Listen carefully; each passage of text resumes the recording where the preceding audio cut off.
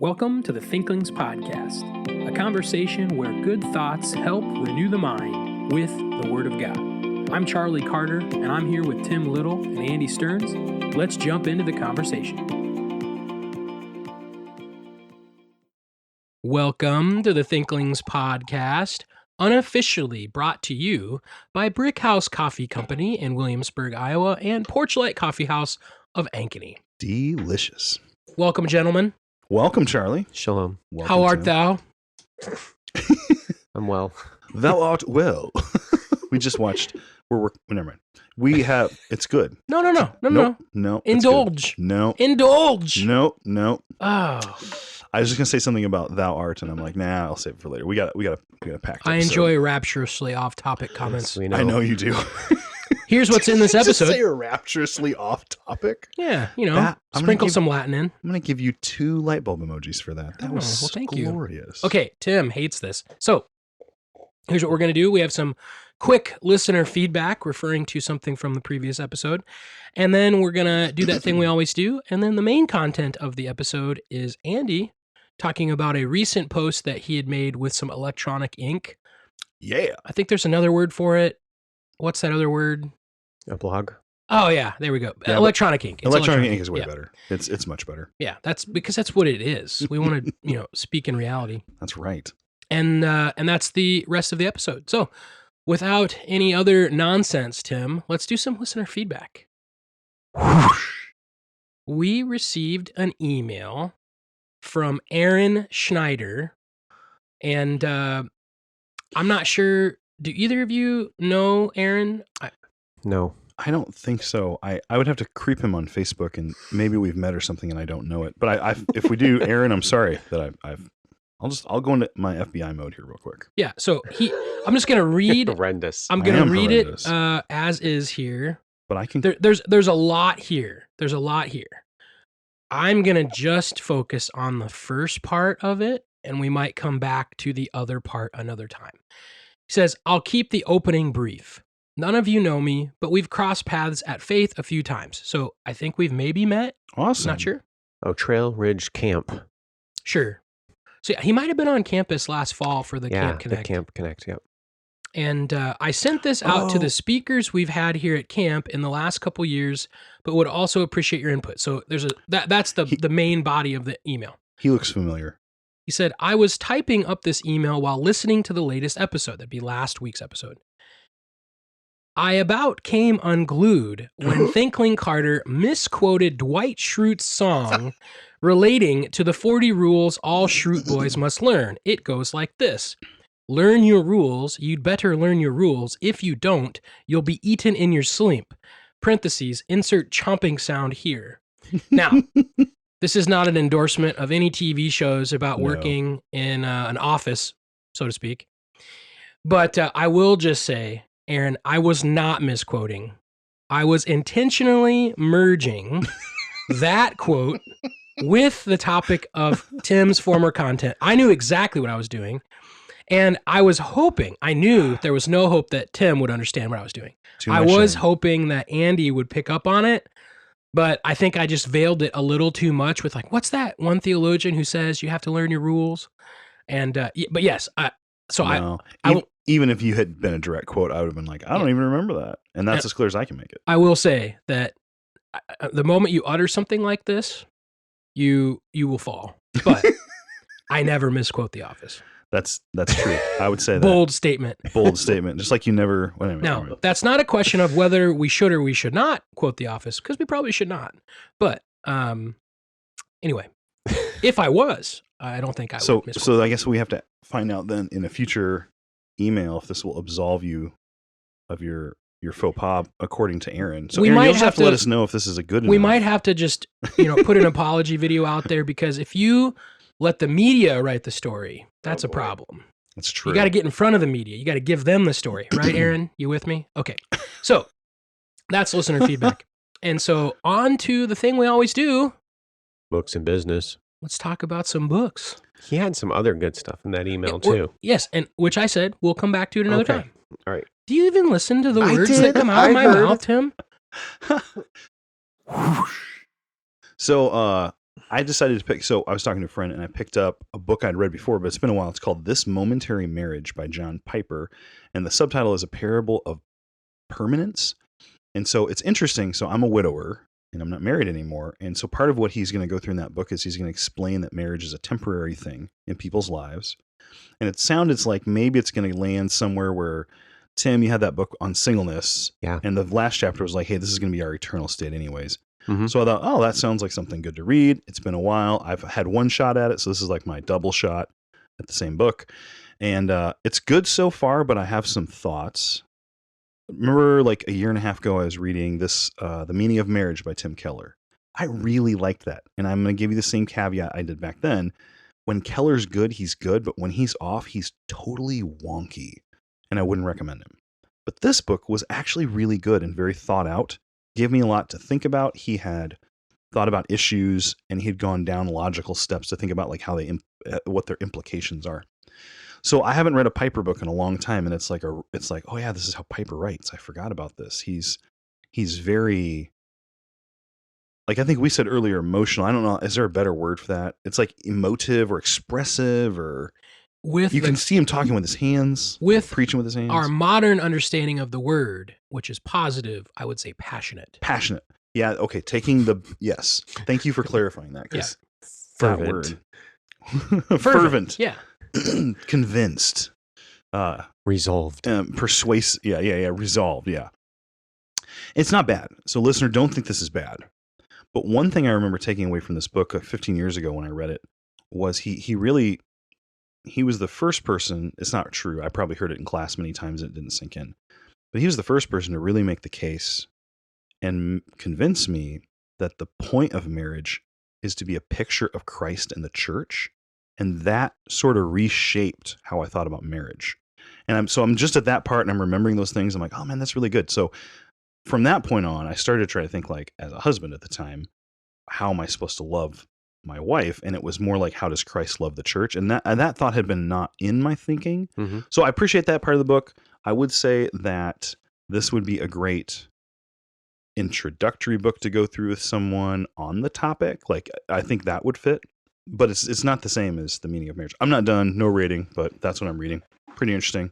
It's funny when you read stuff in the past by a guy, it's been a while, and then you read him again and you can see, oh, I don't think the way I used to, and the things that I used to value and be gravitating towards, it's not quite the same. And I like this book, but there's a little bit lacking that I'm not as, it's not as appealing. Go ahead. So with you mentioning Piper's book, it reminds me of just that article that I wrote about kicking Freud out of the church. And it's just like that idea is just kind of ruminating. It could almost become a book. I think it would be a really good book, Tim. So anyway, that's just something to add to that conversation. Yep. And this, again, listener, this is not bad. I can just tell that where I'm at, what I'm thinking. Mm-hmm. It's a different, I'm taking away different things on it. So, but it'd be, I'd say so far recommendable. Yeah. And I mean, he talks quite a bit about nakedness because he's going through like the Garden of Eden thing. And I'm like, why are we talking about shame and nakedness? But actually then he actually had some really interesting stuff about clothing.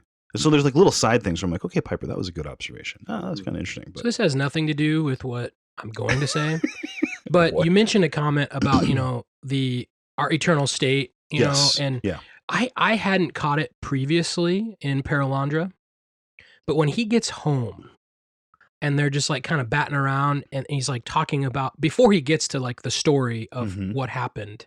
And so this would be book 2 of the Ransom trilogy. Yes, of course. We have to bring the Perelandra and the Ransom trilogy into the conversation. I just got to jibe you. You love this book. This is your fave. he gets to this point where he mentions that their skeptic friend is like raising some argument about, I don't even remember the exact context, but he comes up with this like, well, no, it's like, he uses the term transsexual, and he's like, but he gets to this idea that like, someday we're all going to be in heaven.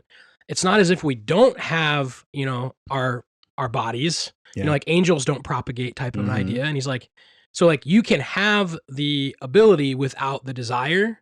and he's going to his experience in this Edenic state Right. Yeah. where that they was don't so- have clothes, Yeah. and they all have the same Yes. bodies, Mhm. and it's not an issue. That was like one of the most cool parts of that book. Mhm. That was a good connection to the conversation. Yeah, and it's just Oh, what? what's the opposite of an eye roll? Well, the opposite of a horrendous, and he said this before, is Stupendous. Yes. stupid. He just doesn't drop those as often on us. There's a reason. So and Oh, it I hurts. I listen to pretty much the Ransom trilogy on repeat because I just put it on when I go to bed. That's such And a good way to go to bed. I never It puts you to sleep. I don't make it very watch far. it. But I do slowly grab things that I don't think I caught before. Anyway, so what I've actually finished reading is The Intellectual Life by A.G. Ooh. Sertillanges.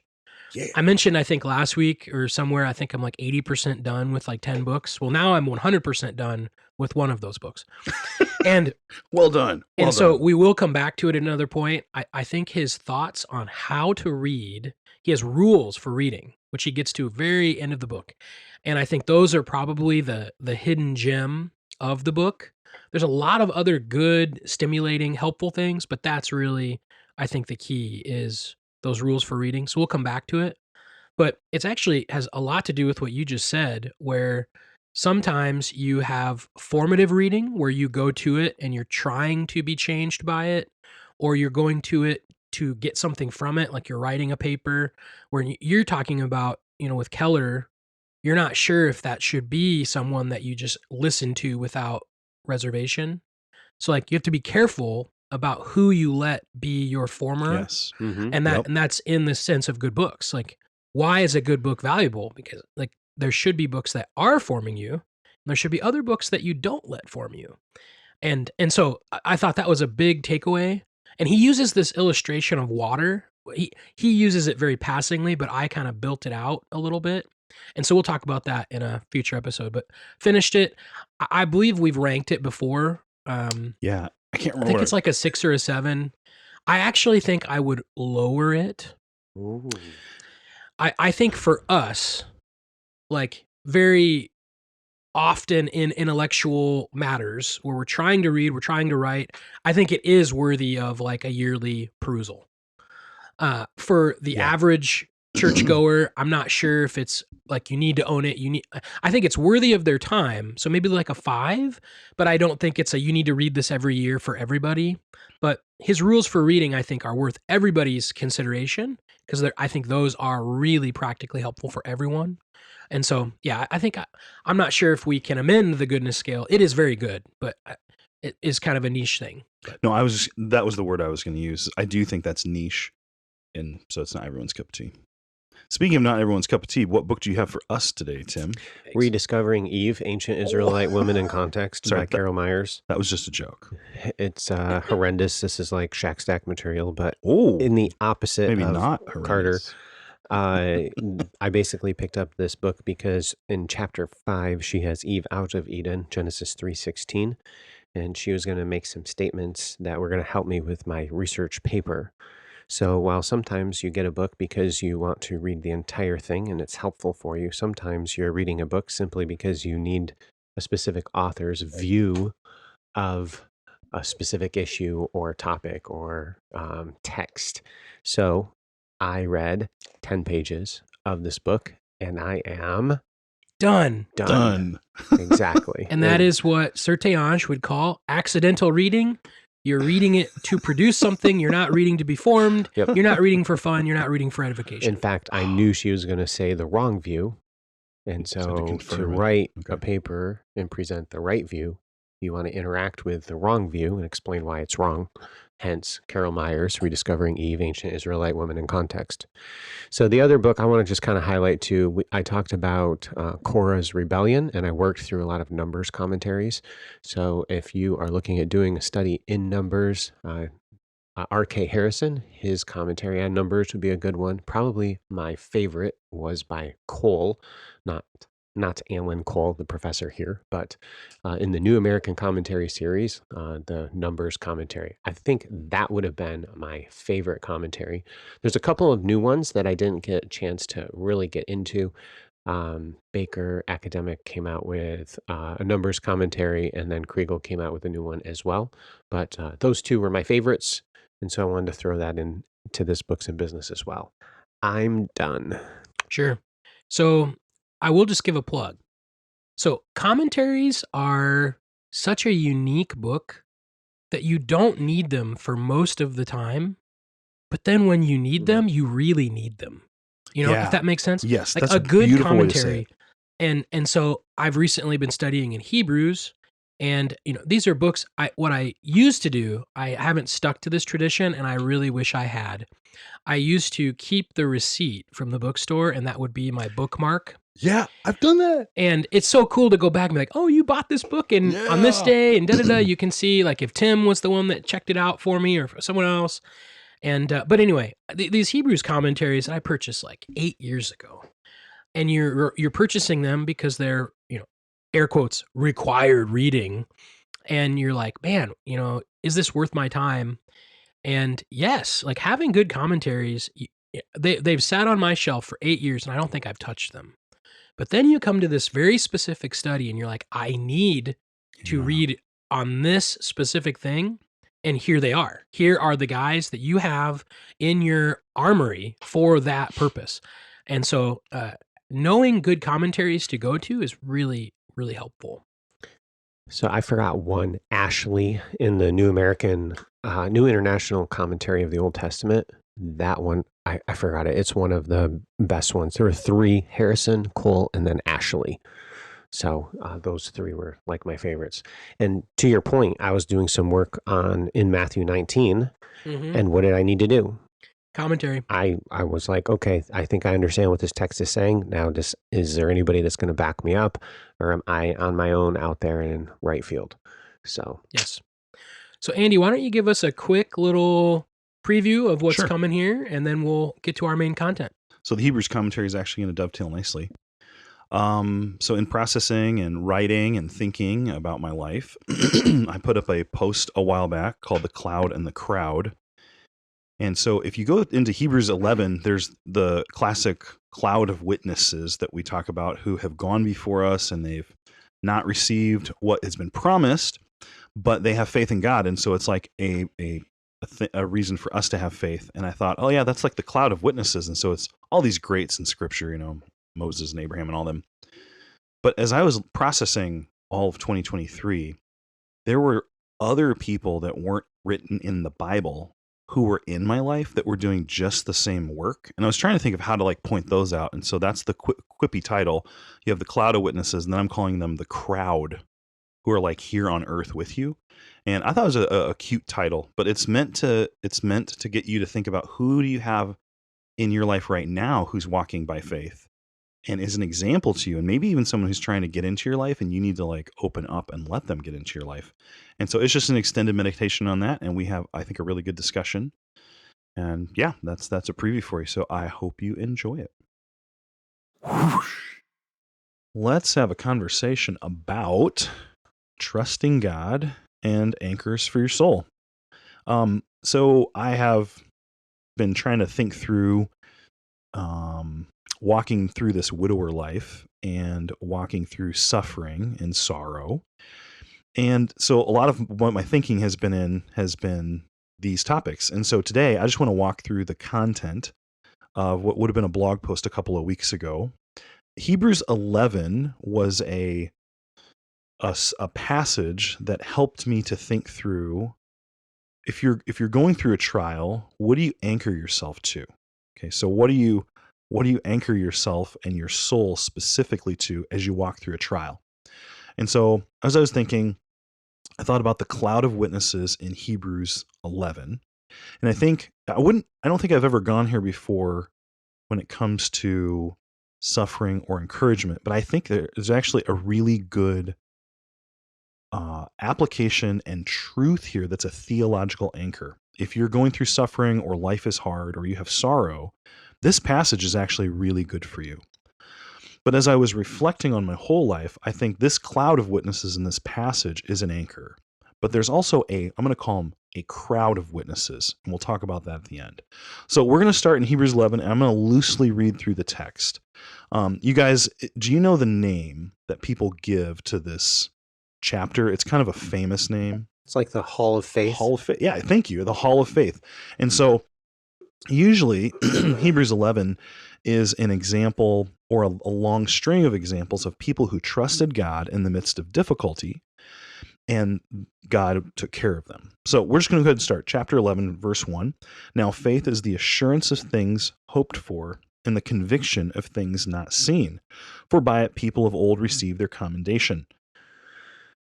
The text is going to go on now to give examples of faith. What does it look like to have faith in God? I like the word trust the best when I think of faith. That helps me to understand it. If I'm having faith in God, I'm trusting him. So listener, before we go through this passage, consider where in your life you have to trust God. So for parents, the first thing I think of is you have to trust God in carrying out your raising of your children. And sometimes that trust in God looks like I'm scared, but I'm going to try, and I'm going to try to follow the Lord. That's what trust could look like. Another way trust, I would say, is seen is when you follow God's advice, not the world's advice. That's another way I would say you're trusting God. Well, consider maybe your job. Maybe it's just been a rough year and you're trying to make ends meet and you're not sure what to do. There could be trust issues there. Or maybe you've gone through some tragedy. You've lost a spouse, a child, a loved one. Maybe it's just life is hard right now and you're just not sure, should you keep walking with the Lord? All of those would be a legitimate trust examples. The ones in the text are sometimes a bit bigger and a bit smaller. But I think, just like in James, any trial that causes you to question your trust in God and grows your faith, it could be anything that's a test of faith. So let's go ahead and start in verse 3. Again, not going to read it all, but I want to point out different people who are in the text. Verse 3, by faith, we understand that the universe was created by the word of God, so that what was seen was not made out of things that are visible. Right at the outset of the passage, he's actually giving an example of all of us. How do we know that God created everything? It is not primarily through scientific evidence. And I think that's a big watershed. I'm not saying it is against scientific evidence. I think God, he made reality. It's real. But right off the bat, it's trusting God in what he said. Verse 4, by faith Abel offered to God a more acceptable sacrifice than Cain, through which he was commended as righteous, God commending him by accepting his gifts, and through his faith he died, and he still speaks. Tim, I don't want to put you on the spot, but do you want to comment a little on the nature of that story and what was his faith looking like compared to Cain in that passage? Off the top of your head, do you think you could do that for us? Well, the text in Genesis doesn't highlight faith specifically, but he gave a more excellent sacrifice than Cain, meaning what he offered to God was the best. So why would you incinerate or burn up or consume something that you would rather consume yourself because it's the best? Well, because there's an act of faith that God is going to provide more in return and take care of you regardless of what you give to him and incinerate. So like Cain offers something inferior because it's like, well, it's not that great. Whereas Abel offers what's the best because he knows that God is going to provide for him. Perfect. That was perfect. Thank you for that summary. So Abel is an example here of someone who offers something in faith to God. By faith, Enoch was taken up so that he should not see death. This is verse 5. And he wasn't found because God took him. Now, before he was taken, he was commended as having pleased God. Verse 6 says, and without faith, it is impossible to please him. For whoever would draw near to God must believe that he exists and that he rewards those who seek him. Now, I'm going to remind you of that in a little bit when we get to the end of this passage. As we go through, At this point, I think I'm going to pick it up a little. We now get more examples. And so we have the example of Noah. Now think about Noah. God tells him to build this boat. And he's doing this for years. There is no like ocean nearby. You would have to really trust God to do that. You really would. Think of Abraham. I mean, he was super old. He was told he'd have a kid. He goes about the wrong way. And God actually finally blesses him. Think about Sarah. I mean, she obviously didn't think she could have kids. It goes on to talk about Isaac and Jacob and Joseph. So a lot of the big names. And then Moses. And it shows how he followed the Lord and he had faith in God. I like verse 31 because it brings in Rahab. Here's this prostitute, this wicked woman, but she trusted the Lord. And because she trusted the Lord, she was rewarded. And then the author says the time would fail to tell of Gideon, Barak, Samson, Jephthah, David, Samuel, and the prophets, who through faith conquered kingdoms, enforced justice, obtained promises, and stopped the mouths of lions. It goes on to talk about all the things that they went through. What is interesting is verse 39 says this, and this might be worth discussion. It says, all of these, though commended through their faith, did not receive what was promised, since God had provided something better for us, that apart from us, they should not be made perfect. So in what way did these people not receive their promises? I think that was the question, because it did seem like some of them received promises. You have any thoughts on that? Well, like specifically with Abraham, he dies, and the only portion of the land that he owns is the little lot where he buried his wife. Okay, so that's all that he actually owned. So in other words, he didn't receive the fulfillment of the promise. He had to just believe that God would do what God promised he would do outside of his lifetime. And so that's actually the way that faith works, even in all of these individuals' lives, even if they received a little bit of it. Mm-hmm. Yep. So, for like example, a down payment or something. A down payment or something. Okay, Gideon, Barak, they win the battle. Whatever, that's still just a portion of it, because the heavenly city, the eternal city that they're looking forward to has not actually come to fruition. They're still living in faith that one day God will come to earth and God will rule and reign on earth. And then that fulfillment of the hope that they have, the promise, will be then fulfilled. Then their faith will be sight. And as we looked at a few weeks ago, maybe a month or so around Christmas, the author of Hebrews has already commented on this fact that they were promised a ruler, 2 Samuel 7, who'd be after the line of David, and he's going to come and rule on Israel, for Israel, on earth, and that full land, that kingdom. We have not seen all things subjected to the Savior on this earth. And so that is still coming. And so they got a taste of it. They knew that full kingdom would be coming, but and they know we know Jesus is that guy, but we haven't seen all things put under his feet yet on this earth. Yes, exactly. So I think the question that comes to my mind, and so I have a post on my blog, on my website about this, but I'm just going to read part of it. Wait, you have a blog? Yes, I do. AndyStearns.net. AndyStearns.net. Did you know about AndyStearns.net, Tim? Yes, Charlie, I did. Very good. What's it called again? AndyStearns.net. Thank you. I just wanted you to say it. Anyway, I could go to AndyStearns.net and read about this. Yes. So a couple weeks ago, I posted an article about the two anchors for the soul. One is the cloud of witnesses, and one is the crowd I'm going to talk about. So I'm sort of going through this here, but in it, I have this question. What is the point of God promising his people something, but then not delivering what he promised? Why would he do that? Like, what is the purpose of that? That sounds like I made you a promise and I didn't keep it. Why would he allow that to happen? Do you guys have any thoughts on that? I have a thought, but I thought I'd check with you first. And just to clarify, you're saying why he wouldn't fulfill it directly to them in their own life?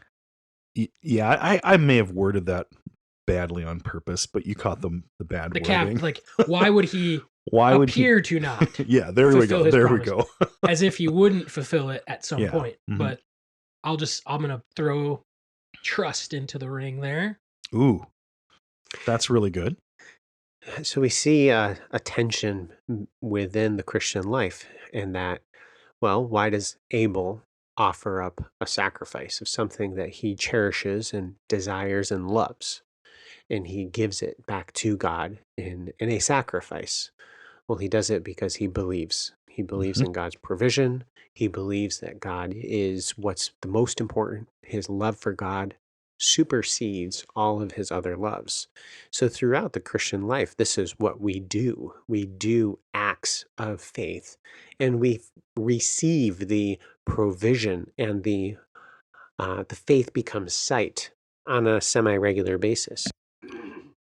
We see that even in the text in Hebrews 11:29, by faith they passed through the Red Sea as by dry land, whereas the Egyptians attempting to do so were drowned. So this is a specific historical instance where the children of Israel, they had to believe, God, you said that you would deliver us from Egypt. Well, how in the world is God going to do this? We're pinned in. This is impossible. I'm going to believe God's going to provide a way somehow. I don't know what it's going to be, but God will fulfill his promise. And then boom, God does it. And God does like these little things like this, where the faith becomes sight to encourage us in our current walk of faith in this life. But it's never like completed. It's never like perfected until the end. So you have that one with Egypt, and you also have right next to it, 11:30, by faith the walls of Jericho fell down after they were encircled for 7 days. It's like, how are we going to conquer this city? It's absolutely impossible. Nothing's impossible with God. Well, great. Well, that's nice. It's not impossible with God, but how is this going to happen? I have no idea, but let's go march around the city, guys. Because I believe. It's like, what are we believing in? We believe in God, And so then what does God do? Boom, the walls fall down. They believe.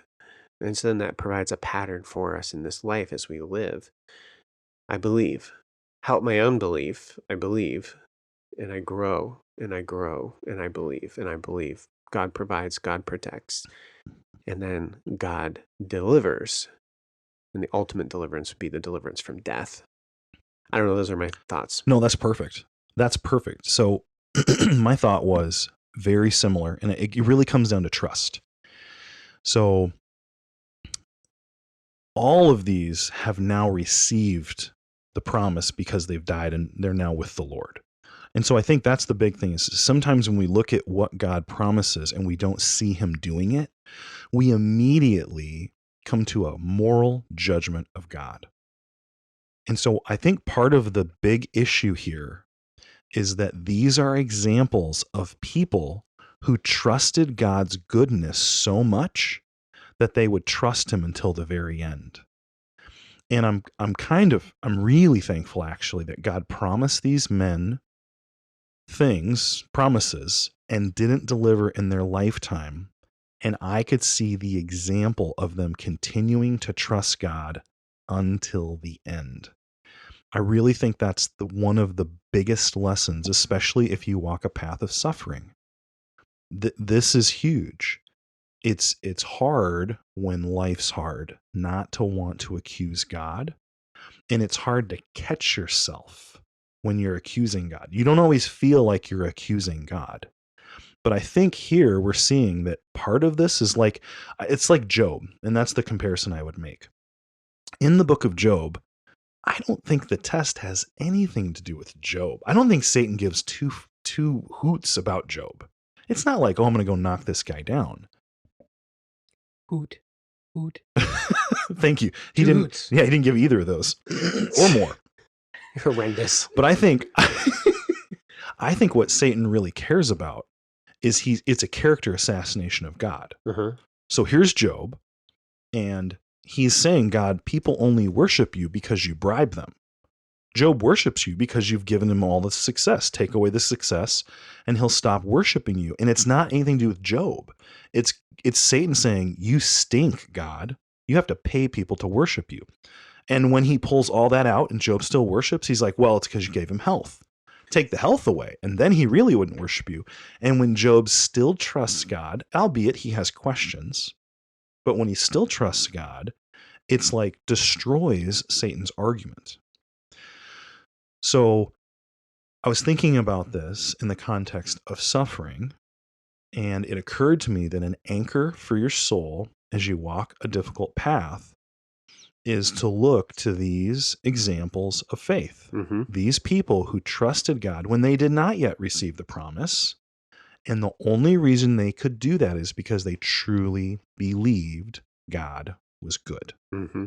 And so I think that is the first anchor that I was just thinking through. But then as I look at my life, I'm going to, this is quippy, but there's the cloud of witnesses. And now I'm going to say there is the crowd of witnesses. And so the difference between the cloud and the crowd that I'm going to make is artificial, but it's that the crowd is still alive. It's the people that are in your day-to-day life. And so this is where I would see 2 Corinthians 1, God comforts us so we can comfort others. And so as I'm walking this path, other people have ministered to me. And so in this little essay, I think it's worth thinking about what your crowd is like. Okay, so who is your crowd? So, and I think, Charlie, you could probably think back to when you lost your dad, maybe, and you might have some examples here, and I'd be happy if you want to bring those up. If you don't, no big deal. But so I'm looking at my life, and the crowd are like people who right now are walking consistently in the fear of the Lord, believing in the goodness of God right in front of me, so I can see it. So what Scripture is saying in Hebrews 11 is, look at these people in the past who have trusted the Lord and let them be an example of faith to you. But if you think about that by extension, there's probably people right now in your life that God's allowing you to see. All right, so who are these people for me? Well, 2 of them are at the table right now. Like, honestly, you 2. Like, I walked this path, you were checking in on me, you were texting me, you were each in your own way ministering to me. Now, you weren't suffering specifically, but you loved me and you sacrificed for me. And I think that's because you trust God, not just because you're trying to win brownie points with me. I'm thinking of former students. I think of one in particular, and you know who we're talking about here, who she had a rough life and then comes through it trusting the Lord in college. And then 3 days after she gets married, her husband dies. And so I think of her. And what has she done since that time? She, if you follow her on social media or just know her, she walked humbly with the Lord and trusted him. And now she's engaged to a really godly guy. And she would still to this day tell you that God is good, even though she's gone through such hardship. That's a legitimate example right here in my life. I think of, friend of the podcast, Tim Challies. He's been very open with his life and the hardship he's gone through losing his son, Nick. And that has been something that helped Robin and I before we even knew the path we would walk on. His book, Seasons of Sorrow, we got to talk about that, was a blessing to me. And now I'm working through it again. There's a widower who I only know through a la carte. And I've gotten on his blog, and it's been an encouragement to me as he's talked about the difficulties of trying to put his daughter's hair in a ponytail, like little things that I'm walking through. But never once has he raged. And I've never seen that. Maybe he has. And he's constantly posting stuff about trusting God and how hard it is. So on top of that, though, my entire church family bent over backwards to help my family. It's very sacrificially. Why would they do that? Again, I don't think they're just trying to get brownie points. I think this is an evidence of their love of God, their fear of the Lord, and their trust in the goodness of God. And it's being played out in an active way of serving sacrificially another believer. So those are like, I would say those are like, I'm going to call them the crowd of witnesses. They're like right here, right now. Yeah, so I won't go into too much detail for anonymity's sake, but at the time when my father passed away, I was a pastor, and my mind goes to a handful of people in that crowd at Harvest, and a couple of them really stick out to me where nothing different, where Mhm. there's a death of a loved one, there's sin that happens, and just a phrase from Tim's book is, you can honor the Lord, and you can marry someone that you think is godly and great, but you're not guaranteed that. And your spouse could walk away from the Mm. Lord, Yep. and you find out about it, and it just devastates that family. And watching that happen, Mm. and then watching the family members of that, watching a dad watch Hmm. his child go through that, Mhm. and obviously the child who's has an issue in the home, that's a suffering for them, but then to watch that father, mom and dad, watch their child have to walk that road of Hmm. sin and divorce, and that those and I was watching that, Yeah. and Yep. that's what popped into my mind right away, and just to see their faithfulness to present themselves to the Lord Mhm. as a to not use their mouth, their hands as instruments of unrighteousness, but to be serving the Mm. Lord and be faithful. That's what I thought of. And I think what I would say is, listener, you probably have a crowd, and you want to make sure you're looking at the right crowd. Does that make sense? So if you have surrounded yourself with friends who don't fear the Lord and aren't walking with the Lord, when suffering comes, there's going to be one response that's going to be cultivated in your soul as you watch them and how they live.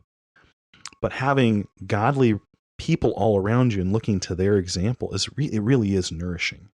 And I really think that the big issue here is that when you see someone walking with the Lord in the midst of hardship, it's an example of someone who believes God truly is good. So, like, I'm going to go to that example you just gave, Charlie, because it's very different than the one I've been using. It's the same, but it's not a death. There could have been bitterness to the Lord that he would allow that to happen. There could have been judgment that God had done wrong to their family by not taking care of this ahead of time. There could have been all kinds of accusations leveled against God. But it sounds like from what you're saying, you didn't see any of that. And at least in the long run, I mean, I think as Uh, a pastor, I think I was uniquely close to a scenario, and so I'm not going to say I didn't see it, because what I saw was 100% the desire to do that, yeah. but then the resolve, the trust to Yes. not do Sorry. that. That's what I should say is Yeah. those things, because I've had those questions like, God, why are you letting this happen? But where does it land? I think that's the big Yeah. thing. And that's where the book Dark Clouds, Deep Mercy has a really cool pattern of lament where you don't call sin good and you talk about how bad it is, but where you land is really important. So I would say that the crowd is very helpful. And so I think this is maybe where I'll end with can we have a final thought from God's word right now? Can we just go ahead and do that? So to tie all this together, and then it's going to be a final thought, but then if you guys want to add thoughts, let me know. As I looked through the people, one more I need to mention. Robin died, and the very next day, my buddy from out of state just shows up at my house. Like, didn't ask, didn't call. He just showed up. I think you had that similar experience, didn't you? I did, and But yours was a big drive. Paul, Yeah, yep. Paul from New York drove out and Yep. was there. I don't remember exactly what day he arrived. It wasn't like the next day, but he came out for the funeral, the visitation, and was there, and that was a huge, Yep. yeah. Yeah. And my buddy, I mean, he's from Minnesota, but I mean, he was here the next day, and then all through first cancer and second cancer, they just drop stuff off, and they're like 4 hours away. So I just want to say that because I want to say that that's another example of people who love God, love you, and trust in him. So, but here's the thing. As I look at, I purposely picked a wide variety of people in my crowd, okay? Because your crowd influences you, and sometimes you're friends with them, okay? And sometimes you know them only through your suffering, and they're more distant. I don't think, aside from maybe one, well, a few, most of the people in my crowd, the things that they were doing that were examples of trusting God's goodness, I don't think they actively were setting out to do that for me, to influence me. What I'm trying to say is they were just fearing the Lord and walking with him. So, listener, what I want to present to you is this thought. You walking in the fear of the Lord when you don't know who sees or who's watching is still very important. Number one, because you need to live to please the Lord, even if no one ever sees or nothing ever happens.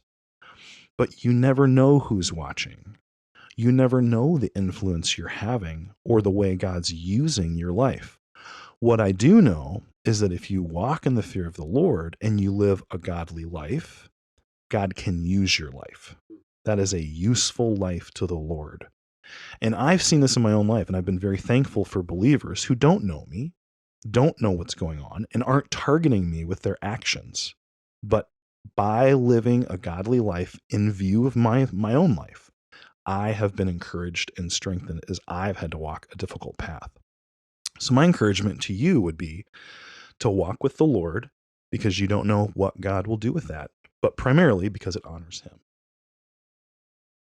Thank you for listening to this episode of the Thinklings podcast. We would love to hear from you. If you have any feedback, suggestions, or potential topics that you'd like us to discuss, you can contact us through our email, thinklingspodcast@gmail.com. Remember, don't let this conversation end with this podcast. Read good books, talk about them with your friends, and always continue to cultivate your mind. See you next time on the Thinklings podcast.